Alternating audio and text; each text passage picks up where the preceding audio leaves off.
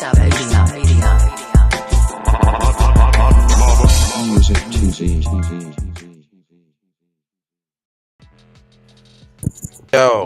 here we go. All right, man. This is the Keep It P podcast where we take news, situations, everyday occurrences, and indeed we show how one could have and could not have been keeping it P. And you know I'm not trying to tell you what to think, but I'm trying to show you how to think. That's the reason why I put down the articles the way I do. And this one is no exception. Right off the bat, look at the title. It says drunk white guy. Now, why do we need to know that he was drunk? They're trying to tell you that he was drunk because what they're trying to say is it was the alcohol that made him be racist. There's no way that he just could have been racist. And it's not like he's inherently racist, like he's been racist since Dr. Seuss days. Anyway, it says drunk white guy charged with a hate crime for swinging a knife at 3 black men. Oh, so y'all giving the hate crime now? Now, you know, my skeptical self, I'm trying to say I'm willing to bet that the black people that they're talking about are non-FBA. They're probably tethery. That's the only reason why they're giving them a hate crime. Let's check and see if they have the names, and we'll see if that proves correct. But it says a 58-year-old white man has been charged with a hate crime after drunkenly hurling a knife at a group of black men and spitting racial slurs at them, according to the NBC News.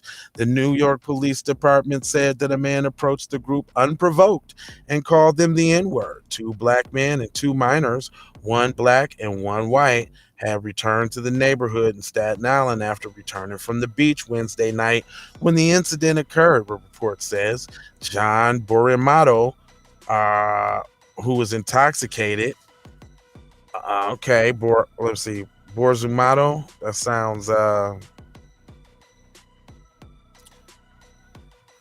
That sounds Italian. Okay. Taunted the group with a knife and spewed racial slurs at them. You N-words don't belong here. You N-words have to get out of here, Bornato said, per the criminal complaint. Police said that he was pulled away by a witness and dropped the knife. However, he went to push one of the men, Nathaniel Garcia, who ended up punching him. Oh, hold on. Pushing one of the men. Nathaniel Garcia, who ended up punching him to the ground. Hold on. Who is Nathaniel Garcia? It says Balsamato, who fell unconscious, was transported to the hospital. He was later charged with menacing a hate crime in the 2nd degree, menacing in the 2nd degree, criminal possession of a weapon in the 4th degree of a harassment, and a 2nd degree, according to the criminal complaint. His next court date will be set for September 22nd. Borramato, his attorney, did not immediately return requests for comment. Garcia was also arrested and charged with assault in the 2nd degree, 2nd and 3rd degree, as well as harassment. His attorney said, "What? It is our belief that once the court had an opportunity to look at the evidence, interview the witness in the case, that they would decide not to prosecute this matter," Uris said. "We're going to aggressively defend the case until Mr. Garcia is proven innocent."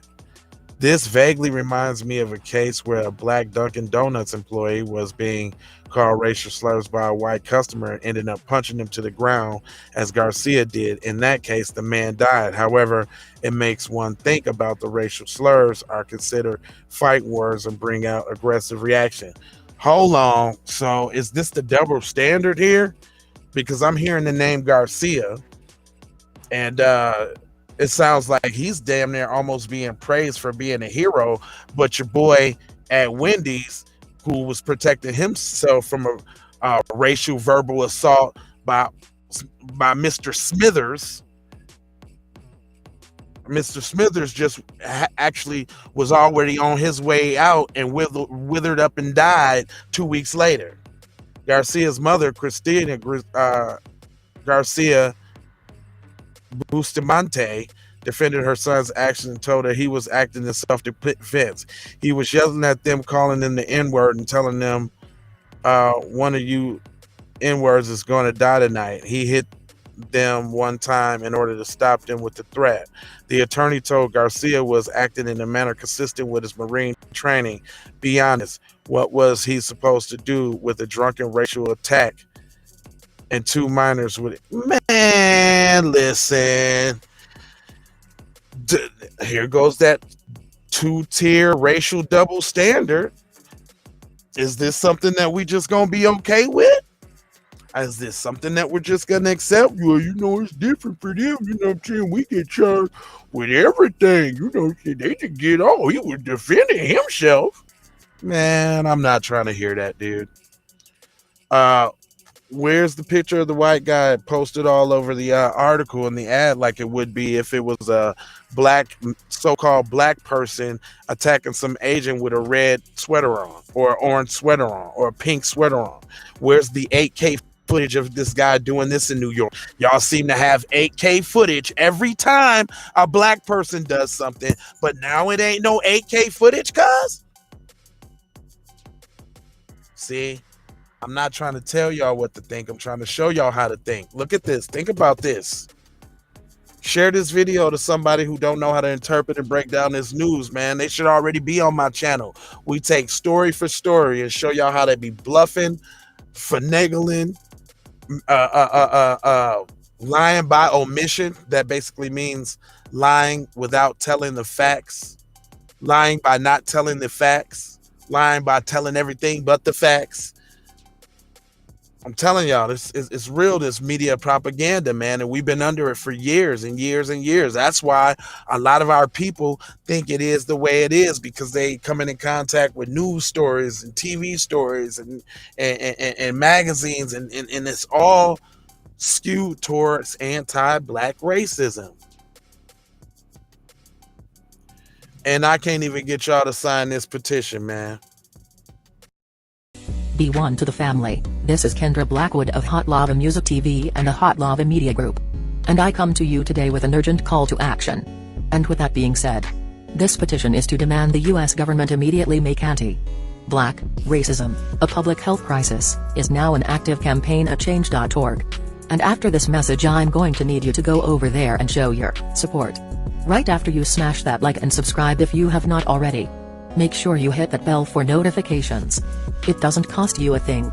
Now, this is a petition to demand cash reparations for foundational Black Americans addressing 2 critical components.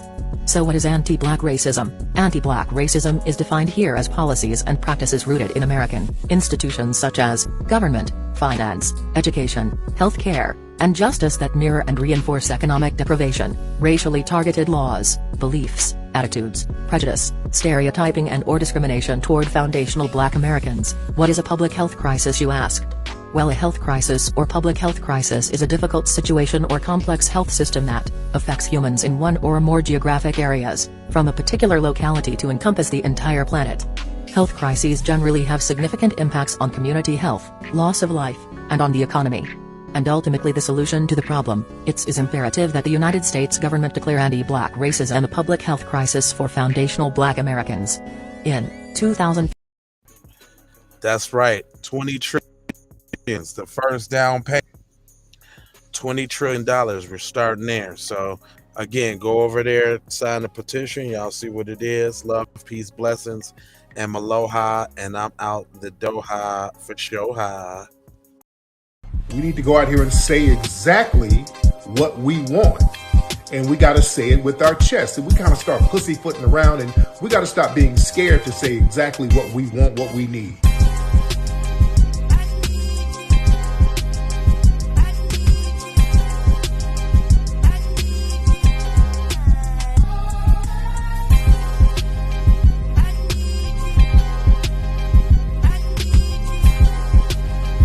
We need that paper. Say it with your chest. Damn all that. We need justice. We need y'all to love us. No. We don't need that paper. We need reparations in the form of a check. Let's stop being afraid to say that.